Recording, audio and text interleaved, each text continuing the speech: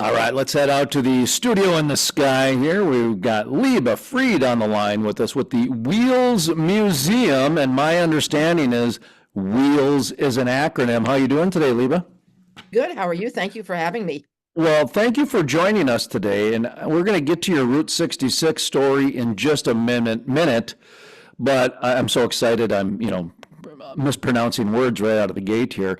I'd like you to take an opportunity to talk about the Wheels Museum, and then we'll talk about Route 66 a little bit. But go ahead and give your museum a little bit of a plug for those people that are listening. Thank you so much. We are located on the iconic steam locomotive repair facility in Albuquerque, New Mexico, downtown. It's a 27-acre site. We have over 1 million square feet of buildings on the site. And we're here in the epicenter of the reason that Albuquerque and New Mexico became modern places. Before the railroad came, Albuquerque was just a little town. And in fact, when the railroad men came in 1880 to build a steam locomotive facility for New Mexico, they went first to Belen, and they couldn't build it in Belen, which is a much smaller town now than Albuquerque, but it was a bigger town then, and it was too expensive to build there. So they came to Bernalillo, which is also much smaller than Albuquerque, and they couldn't build there because it was bigger and more expensive. So they went to Old Town, and Old Town is where most of the people lived in Albuquerque at that time, a few thousand people on the dusty roads and the adobe houses. And they tried to build it in Old Town, but they couldn't build it for 3 reasons. The land was too expensive there. The buildings would be so heavy that they would collapse into the river.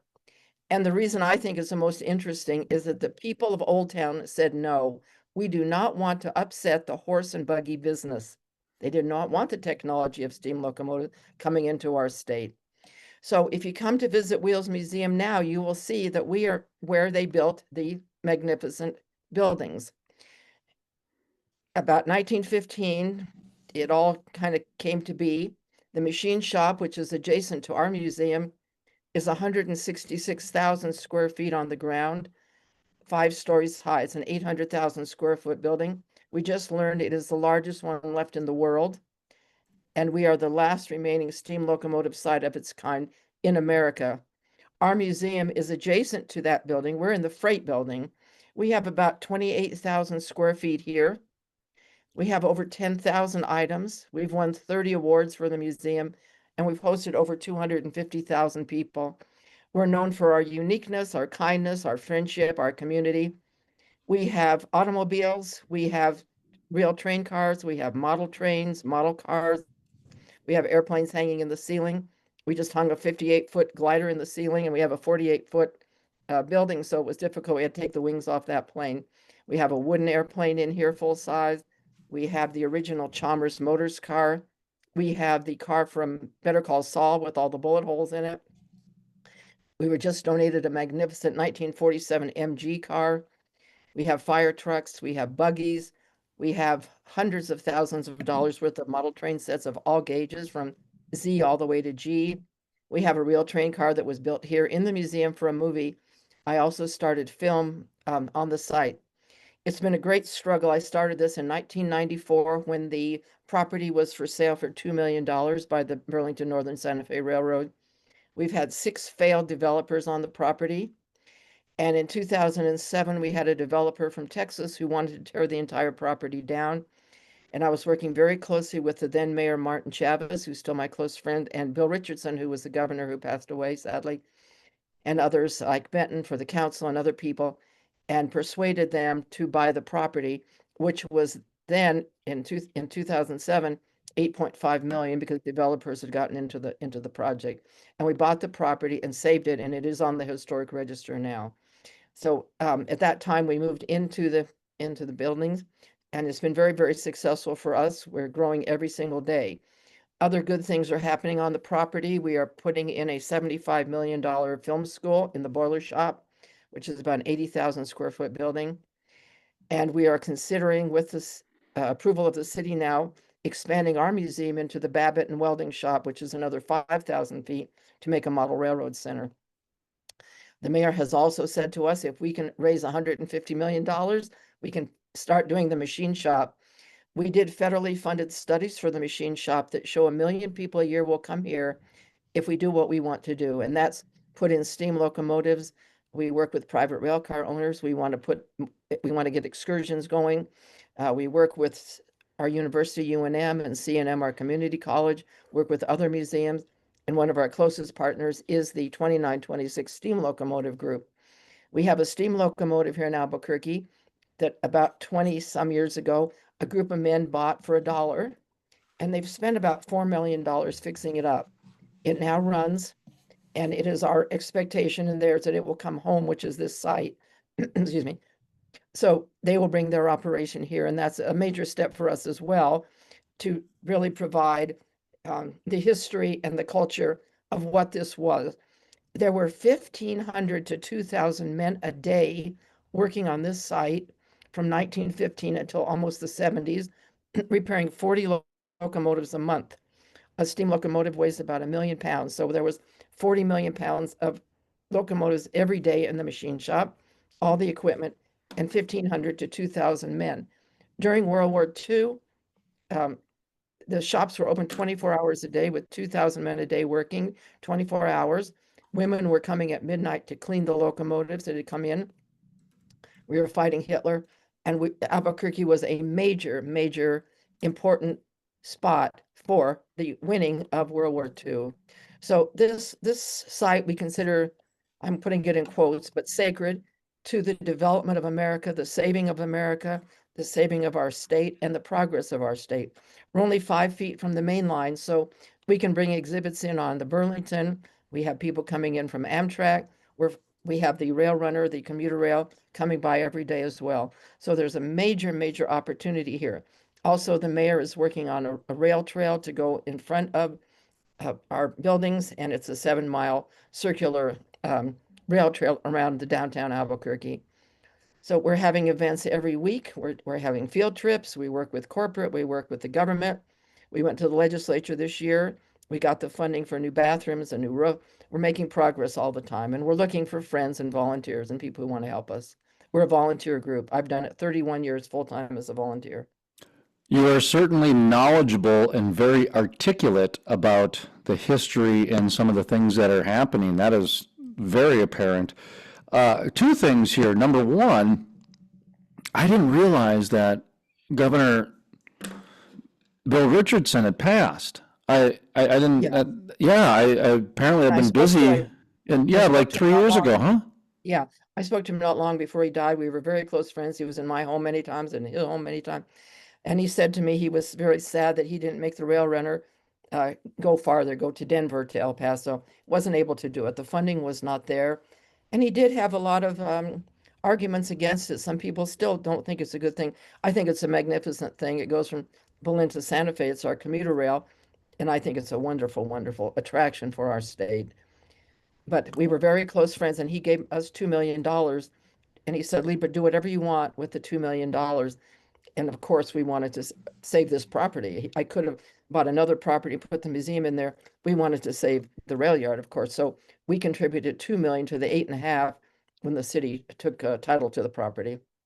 Well, I interviewed him a couple times, and he was always very engaging and helpful.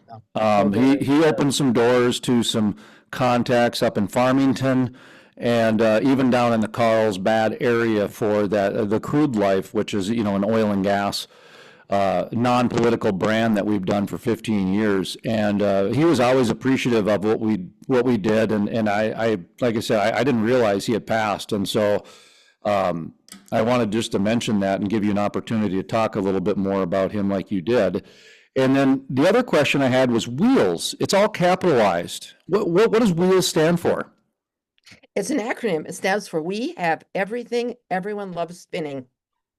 So of course we're on a rail site, and that's the big quote elephant in our zoo here. But Route 66 is very, very important to us. The airline is very important to us.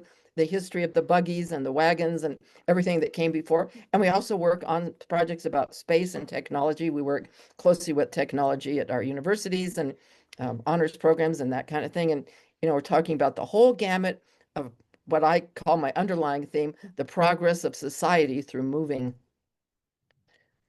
That's about right on. Thank you.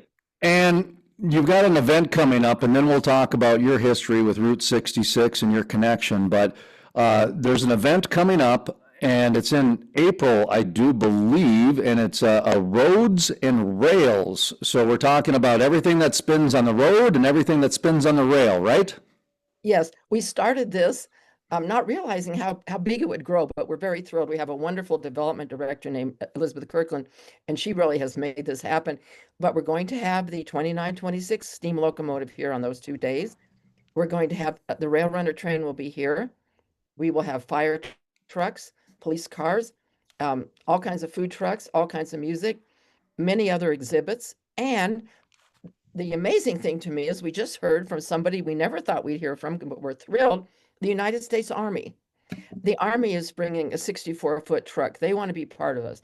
We're working closely. P&M, our utility, is a big sponsor of ours.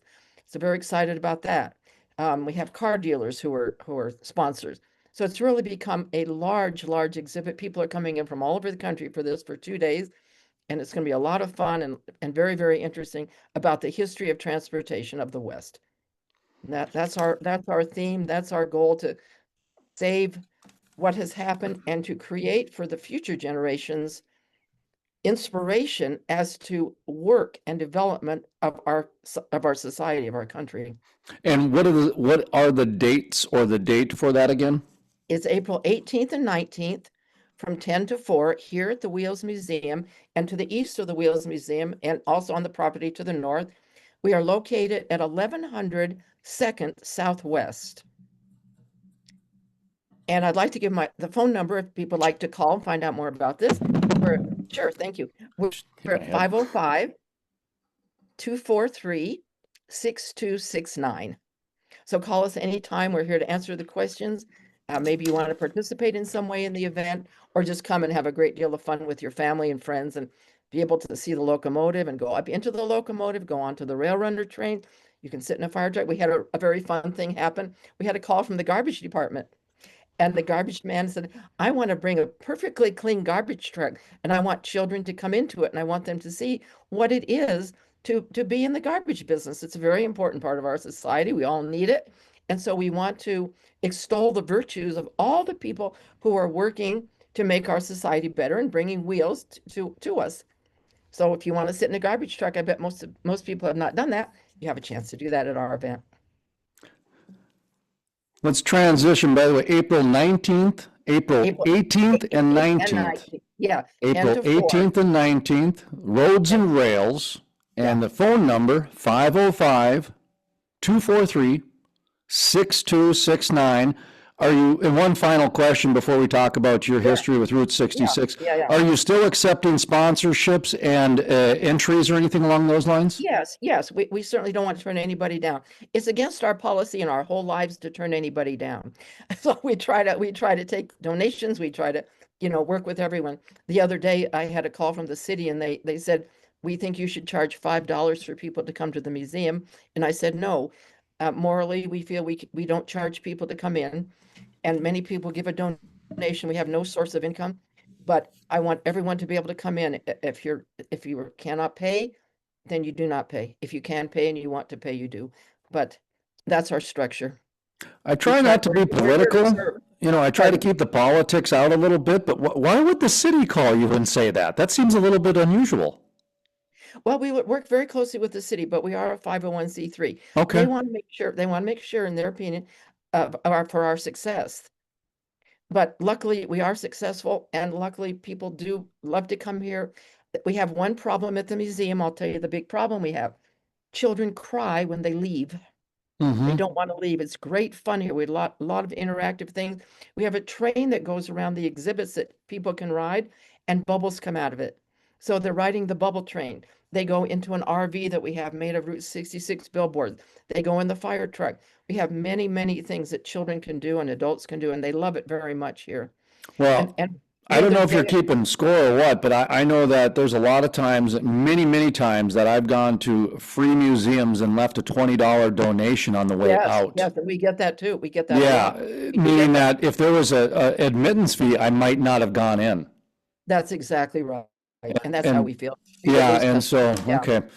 Well, let's talk a little bit about your history with Route 66. You've got some family ties to Route 66, my understanding is, as far as if my notes are correct. Sometimes I can't read my own notes, but what is your history with Route 66? Thank you for asking me. My grandparents came here on the train in 1920 in December. And it was a very beautiful day. It was a very beautiful, warm Albuquerque day. They had come from the east. My grandfather came here to be the rabbi of Albuquerque. Hmm. They had experienced a great deal of anti-Semitism in the east. So that was the number one reason. The number two reason was my father at that time was 8 years old, and he was so asthmatic he could not walk across a room. And the doctor said, "Come to Albuquerque." And they moved to Albuquerque on that day. My grandfather raised his hands to heaven and he said, "Albuquerque is a special paradise on earth, and we must never leave this place." My father was put on an outdoor porch to sleep, and he slept on the outdoor porch nonstop. He never went inside to sleep until he was 38 years old. And when he was 38 years old, he married my mother, and he lived to be 90 in perfect health. So we have a great debt which we owe Albuquerque. And that's why I started this. My grandfather loved the Navajo people, and he started in the Navajo rug business. He would walk down Route 66 Central Avenue and buy Navajo rugs for $2 in those days. And we became one of the largest Navajo rug dealers in America. He would buy pinon nuts. We bought wool. We were in the meat business, kosher meat business. So we were able to keep our family going and establish a business. And we had businesses in several locations. In 1970, we moved to 415 Central, right in the heart of Route 66, next door to the Chemo Theater. We ran a business there for almost 30 years. I still own that building. I ran the business with my father and my uncle, and they died within 3 days of each other. But I still have the building, and we lease it out now to a performing space. So still have that building. We've had terrible things happen, really, good things and bad things. The city, when Mayor Rusk was the mayor, tried to remove us from that location with the thought of putting an Indian store in there, which is ironic because we were the very classic Indian store. We fought that with city council and we won. So we were able to keep our business. The city did force us to sell half of that building to them for the Chemo restrooms and art gallery. And the Chemo is I think, struggling somewhat now. As it happens, my grandparents were at the opening night of the Chemo in 1927, and they watched an Indian show there. So from 1927 to now, the Chemo has been there. It's a magnificent Art Deco, Pueblo Deco theater. I've always loved it, been in it many, many times, but it's not open as much as I wish it were. And downtown is having many problems with occupancy and issues that I wish we were not having. I've worked for 50 years to try to help downtown, and of course, I've done this for 31 years on the rail yard, but I'm hoping that downtown can improve. I am on the Business Improvement District Board and on the Rail Yard Advisory Board, and we're working all the time to try to bring progress to our city. Many good things are happening, and there's more housing down in the downtown area. There are some new businesses.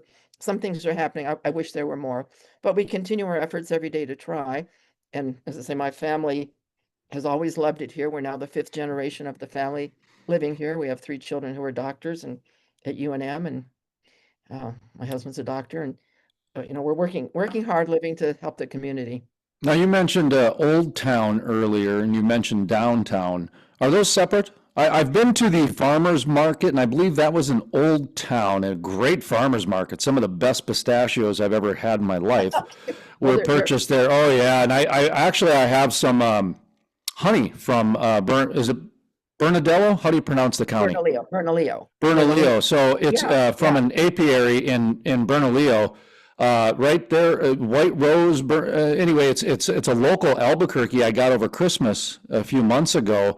Nice big, nice big jar, this big, and oh Oh, yeah, wow. terrific honey, yeah. And I'm a big proponent of local sourced honey because of all the fake honey that's out in the market right now. They'll cut it with corn syrup and Right. and sugar and that kind of stuff. And I'm a purist when it comes to those things.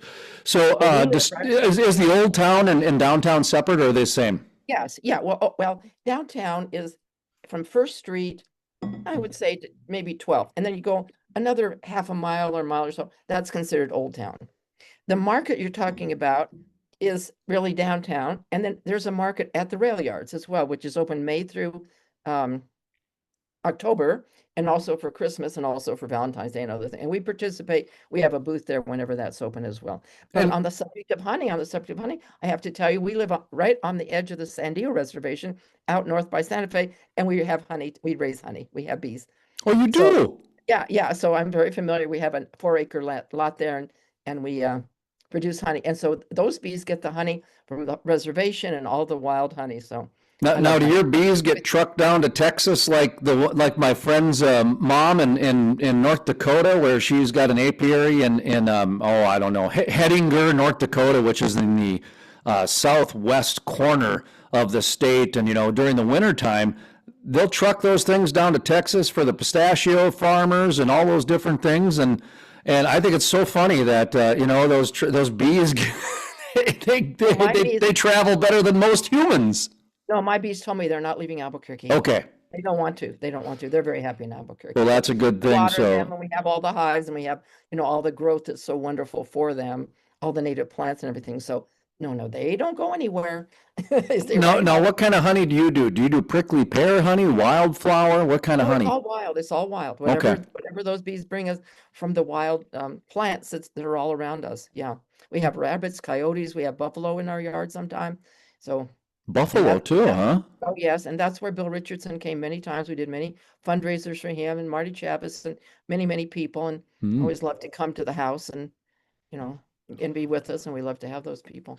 Well, this is not necessarily a bee interview or anything along No, those lines, so but I'll what just the brag heck, here a little we'll bit. talk a little bit about it. Hey, Route 66 made these apiaries possible at some point in time, and the honey distribution. And really, to me, that is one of the true allures and lures, if you will, of Route 66, is how small business in the middle class was really able to establish itself from Route 66. Before Route 66, you had quite a gap in income. You had the rich and the poor, and there wasn't much middle class.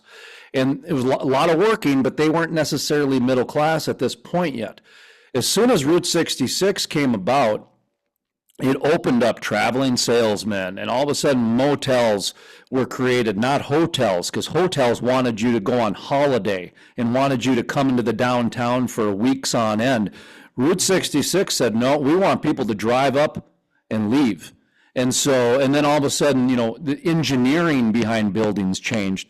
That is one of the most amazing things I think that is not being told on Route 66, is how much of our culture today is because of that Route 66 road. What stands out to you the most about Route 66 and the history of it?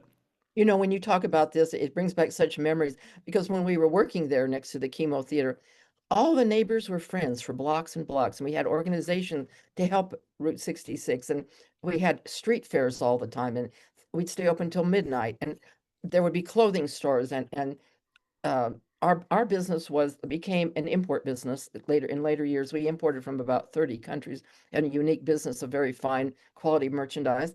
And Penny's was open across the street, and the Sears building was going, and there were so many, and there was Gizmo, which had uniform, and we were all friends, and there were restaurants, and many of us are still friends now to this day. So it's sad to me to see that many of those businesses have closed, but we are trying to bring them back. Um, and it was a wonderful period in our history. I have to admit something to you. My uncle, my mother's brother, was the developer of Winrock Shopping Center with Winthrop Rockefeller. And Hmm. when shopping center came about, many of the merchants downtown moved up to the Heights to be at Winrock.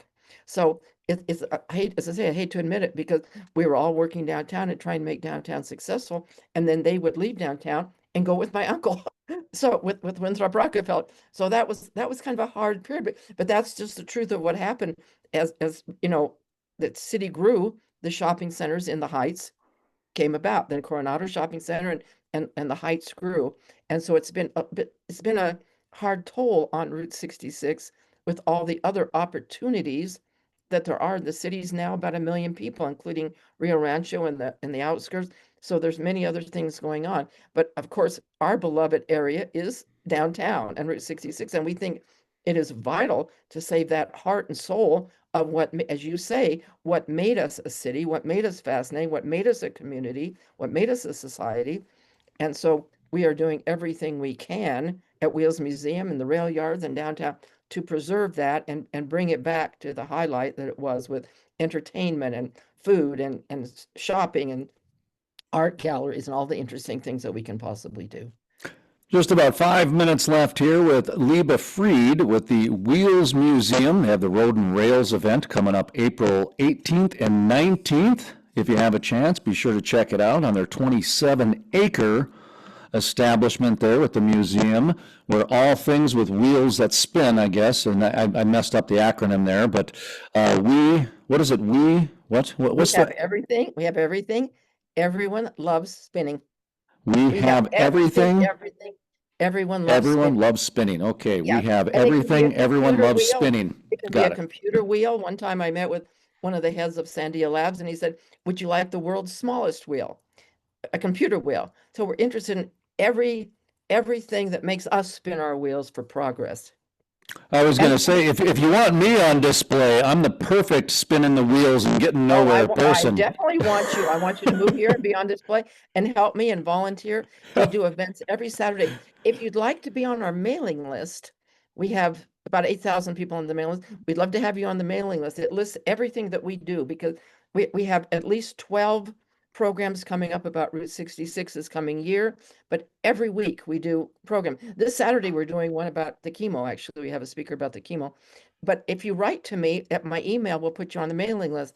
And that's my first name, Leba, Leba, and then the number 4, not written out, just Leba4 at AOL.com. And we'll get you on the mailing list. We're hoping you'll come to visit us in Albuquerque. Maybe you'll come for April 18th and 19th. It's amazing to me how many people we talk to who say they've either just moved here or want to move here. So we'd love to have you here and have fun with us. I talked about children crying. There's a lot of laughing that goes on in this museum. We're very unusual. The other day, there were 4 adults crying in the museum, but with sentiment, Yeah. We have a book that lists every man who worked here from 1880 to 1950. And people are able to find their grandfathers or relatives, where they worked, how old they were, what they did. So it's very sentimental, and we have many, many beautiful historic exhibits, photographs. So in addition to all the fun things and enjoyment for people, lighthearted things, there's many, many serious things here in the museum. We have an archive. We have 3 libraries in the museum.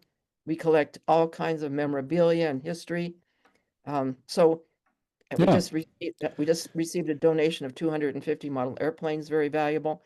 We're getting a lot of train sets. Other steam locomotives and other train cars want to come here. We're working all the time, from the smallest to the biggest, to make progress. Just a couple minutes left here, so we want to make sure we give you an opportunity to name drop or plug a few Route 66 iconic establishments that you may or may not have visited that you want others to. I'm going to check out the Doghouse, because Better Call Saul is my favorite show. And I'm a huge fan, and I almost want to sell drop phones out in front of the Doghouse, but I don't want to be a cliche at the same time. But I am definitely going to hit up the Doghouse, which I've never done in all my times I've been to Albuquerque, which has been about a dozen times. So that's number 1 on my stop in Albuquerque, is the Doghouse, for an eatery iconic place. Do you have any places you care to mention? What I care to mention is that if you come to Wheels Museum, you're going to see the actual car from Better Call Saul, with bullet holes and everything. We have the real car. Oh, I wrote that down, yes. Okay, we have that car. And we also have the actual RV prop from Breaking Bad. Oh, So yeah, from Paramount. So you can take pictures of yourself in that RV prop and see that. But I love everything on Route 66. I hope you'll come to 415 Central, which is where my building is. We have events in the evenings, and go to the Chemo Theater. Of course, to me, the Chemo Theater is the epicenter of New Mexico and the Southwest. There's only one of its kind in the world, that Pueblo Deco Theater. It's a unique and magnificent, legitimate theater. Take and then about a minute to describe the chemo theater, because for me, I'm a stage 4 cancer survivor. So when I hear chemo, of course, I had to oh, I'm say, sorry. okay, we're not talking I'm about sorry. that kind of chemo here. And then I had to go to chemosabi, which I'm probably think there's some connection there, correct? Well, I don't know actually. It's Okay. spelled K-I-M-O. Pop It's a quiz, by Native the way, American. folks. This is a Yeah, pop quiz. Okay, go yeah, ahead. and I'm sorry that it made an unhappy connection for you. It's spelled K-I-M-O. It's on Mhm. the corner of Fourth. Excuse me. It's on the corner of Fifth and Central, Okay. on the northwest corner of Fifth and Central, and inside it is full of Pueblo Deco decor, including swastikas, which of course are not what some people think they are. That is a Native American design from early on, but it's a It's a gorgeous, sign for gorgeous. the sun, actually. Yeah, Yep. yeah. Um, so I think that would be a fabulous thing. And then if you go into Old Town, of course, there's much shopping there, and there's the plaza there, and there's churches there, and um, the whole Route 66 of Albuquerque, I think, is iconic, full of art, full of murals. We have been so fortunate in the last few months.